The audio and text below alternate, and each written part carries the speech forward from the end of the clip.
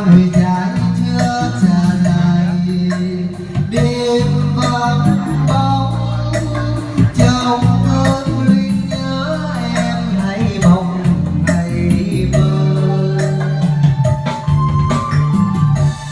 khi yêu nhau rồi hai đứa hai nơi làm sao không bối rối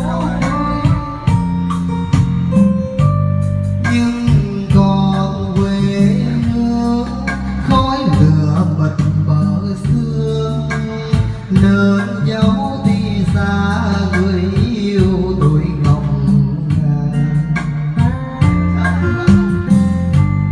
trái tim đời trai